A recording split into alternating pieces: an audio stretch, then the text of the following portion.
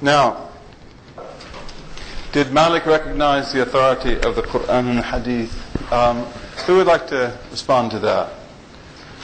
Did Malik recognize the authority of the Quran, first of all?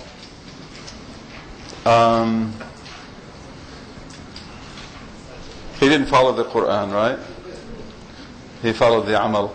So what would be if you were asked that question, and of course Calder would ask you that question, wouldn't he? What would you say? Okay, you would say, yes, he did. Don't disagree with me. Okay, and what would you have to say about that? Well, I would say that he definitely did follow the Quran and Hadith, but I would say that Amal was something that was more characteristic of Imam Malik and was also other. Well, again, would you agree with that Amal is more characteristic of Malik than, say, the Quran or the Hadith? It seems like he accepted both the Quran and the Hadith, but he wanted to qualify them. He wanted to put them into a context. Right. I like that answer very much. Okay. He puts them into a context, and that context is what? Okay, that context is the practice of Medina. So he understands things within that historical context. And then also he understands them within the textual context of other sources. So he's not just like there's just Amal. It's the Amal and then other texts. And all of those are in a way tied to the Amal. And as we saw, the Quran is understood in a particular way. In other words, what do you do with a general statement? Okay, what about a mursal hadith, one that doesn't have a complete chain?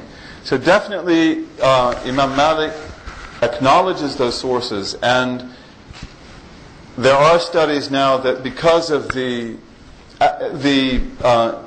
theory of Calder and others, they've actually gone and they've shown that like this is everywhere. You find hadith everywhere, you find Quran everywhere, but it's the way that they're understood. That's what's different. Okay, now, give an example of ra'i and define ra'i. We talked about the people of hadith. We talked about the people of ra'i. How would you define ra'i? Define ra'i. Who can do that for me? One's opinion. Okay, it's an opinion, right? Arbitrary? No. No.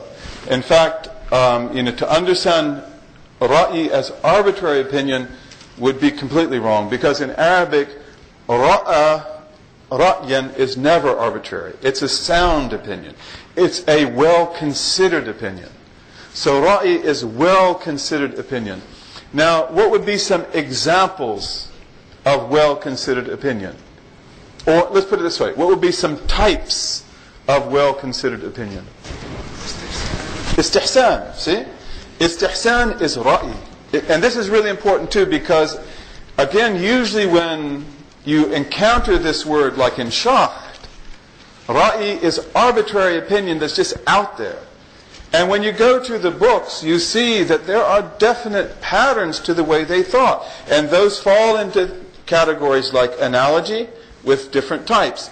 Istihsan, legal preference. Sadd al-dhara'i', the obstruction of means, or whatever you want to call it, and masalih. These are all types of ra'i. Okay, so this is what we mean by ra'i. That's very important, and this is why, again, the paradigm that you had Ahlul Hadith in the Hijaz, in Arabia, Western Arabia, and you had Ahlul Ra'i in Iraq, it couldn't be further from the truth. Now, it could be the right description if we found that this stuff in Medina came later, but it didn't. It's in the earliest sources that Shaykh and others don't even dispute their authenticity. Okay? So these are our three questions. How did Malik make use of amal and texts? Bashir, I think you answered that question already. How would you say? He used amal to contextualize. Yeah, so I like that answer very well, because for him, amal is the context of the hadith. That the Prophet ﷺ didn't teach this religion verbally. He taught this religion in practice. He set down laws. He set down examples. He left the people with something. And the verbal legacy, oral and written, the hadith, they are best reflected in that legacy that was left. Then you see what it really meant. Then it has a context. Okay, this is of course his theory, and there will be other schools that say that we don't accept that. In fact, every other school except for one. The Hanbali school is the only school that will accept that, although they do it in a different way. But the Hanbali school of the Sunnis is the only one that accepts the Amal of Madina.